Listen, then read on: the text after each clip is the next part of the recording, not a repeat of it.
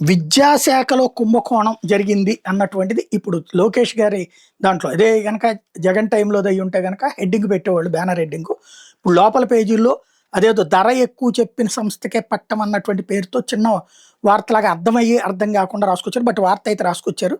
ప్రభుత్వ పాఠశాల విద్యార్థులకు ఉచితంగా అందించే పాఠ్య పుస్తకాలకు సంబంధించిన టెండర్లలో జీఎస్టీతో కలిపి అధిక ధరను కోట్ చేసిన ముంబై సంస్థకి ప్రింటింగ్ బాధ్యతలు అప్పగించారట. ఈ మేరకు ఏపీ రాష్ట్ర ఆఫ్సెట్ ప్రింటర్స్ అసోసియేషన్ లేఖ రాసింది లోకేష్కి. ఏపీకి చెందిన ఓం శ్రీ సాయి భవానీ ప్రింటర్స్ జీఎస్టీతో కలిపి ఒక్కో పేజీకి ₹6.93 కోట్ చేస్తే, ముంబైకి చెందిన సాఫ్రాన్ స్పెషాలిటీ పేపర్ సంస్థ ఒక్కో పేజీకి జీఎస్టీతో కలిపి 7.08 కోట్ చేసింది. కానీ బేసిక్ ధరను ప్రామాణికంగా చేసుకుని ఆ సంస్థకి టెండర్ అప్పగించారు అంటూ బేసిక్ ధర ఓం శ్రీ సాయి భవానీ 6.66 కోట్ చేస్తే ముంబై సంస్థ 6 కోట్ చేసిందని చెప్పారు.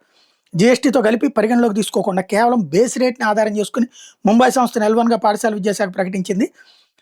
ఈ విధానం స్థానిక ప్రింటర్లకు అన్యాయం చేయడమే కాకుండా టెండర్ ప్రక్రియలో పారదర్శకత మీద సందేహాలను కలిగిస్తోందంటూ ఏకంగా లేఖ రాశారు. రాష్ట్రంలో ముద్రణ పరిశ్రమకు న్యాయం చేయాలని మంత్రి కోరారు.